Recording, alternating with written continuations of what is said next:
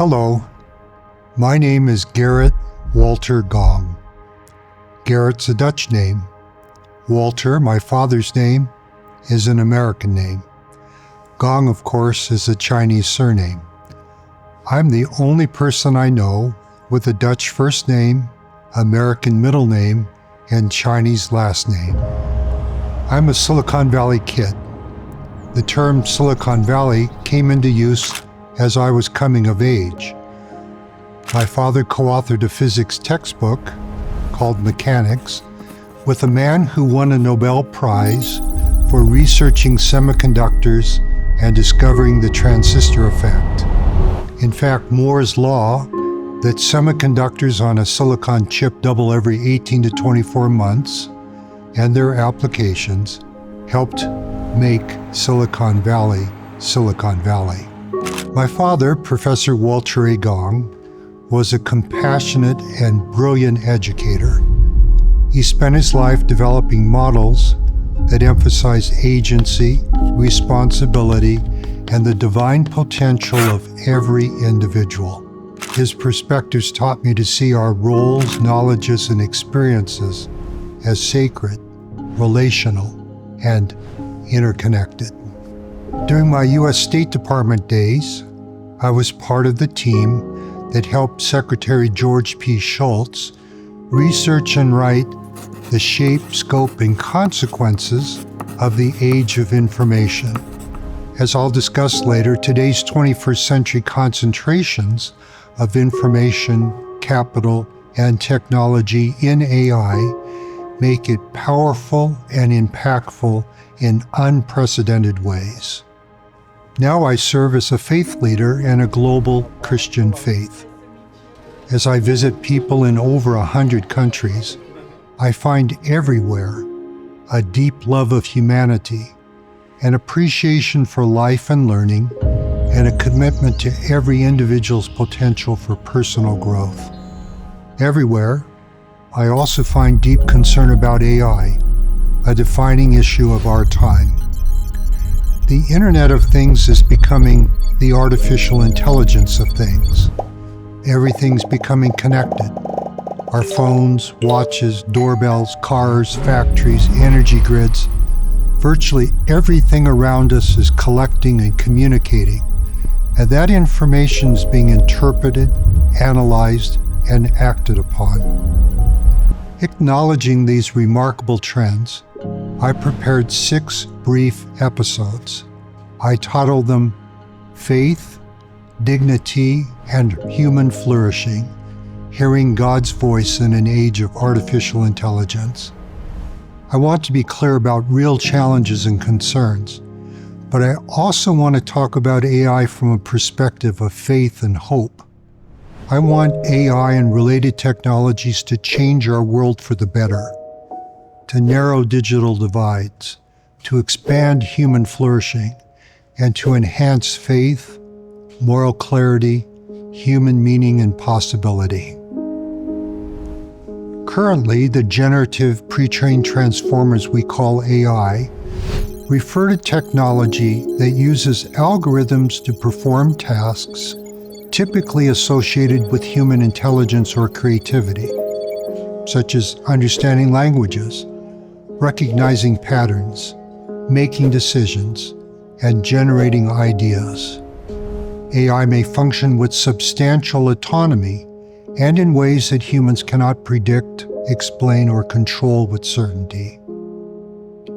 Today's AI combines sophisticated natural language query and response, advanced reasoning, and inventive patterns of algorithms that are learning to speak nature's language. AI can frame and iteratively solve challenging practical problems, what is called hill climbing. And AI can recursively write code. Imagine AI writing AI. These new AI capacities promise advances, but also disrupt established patterns in our work, social, and personal lives. In recent months, I've met with business and religious leaders, technology experts, academics, policy specialists, media, and government officials in Silicon Valley, as well as in Istanbul, Rome, Salt Lake City, Athens, locations that represent faith and religious tradition. We're grappling with AI's increasing capacity and the fundamental issues these new capacities raise. Here are just some of the many concerns advancing AI invites us to consider.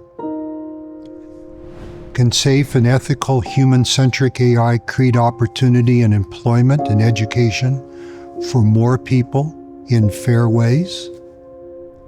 Can safeguards and benchmarks help AI be accurate, honest, and respectful as it portrays all individuals? As AI mimics voices, generates images, and produces narratives, it blurs the boundary of real and unreal, true and untrue, enduring and fleeting. How will we discern deep fakes? How will we decide what things generated by AI are appropriate and inappropriate?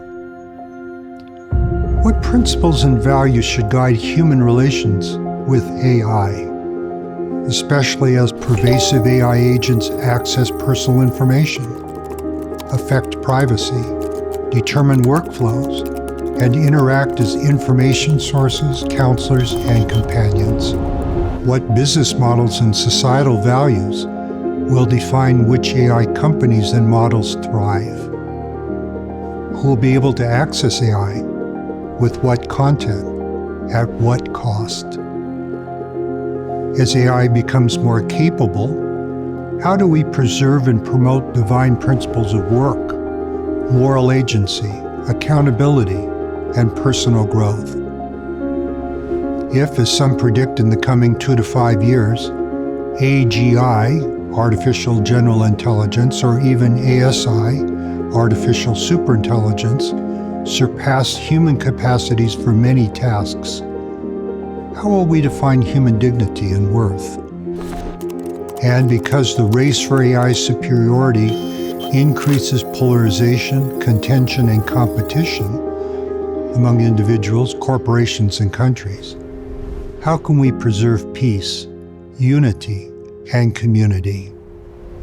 As someone who has worked for years at the intersections of faith, learning, and global policy, I see artificial intelligence not only as a massively consequential technological development, but also as a profoundly significant moral opportunity to reflect on who we are and to determine how we act in today's world. In this transformative era, I invite us to remember signpost truths. As children of a loving God, we possess moral agency and the capacity for covenant community. We're responsible and accountable for our choices. Our choices shape our judgment, character, and personal growth. We each have divine worth and dignity. Compassion and integrity are hallmarks of human trust, and for believers, manifest the way, the truth, and the life offered by discipleship in Jesus Christ. When we truly understand who we are, we can approach AI and other new technologies with greater confidence, purpose, and wisdom. 3 gospel-centered guideposts can guide our personal use of AI. First, rely on the Spirit. Let technology support, not supplant, revelation, personal study, and covenant living. There is no substitute for studying it out in your own mind and feeling the Lord's spiritual confirmation in your heart and mind. Second, practice wisdom. Apply wise judgment informed by doctrine and our own lived experience. Third, choose trusted sources. Anchor understanding in Scripture, prophetic counsel, and reliable information.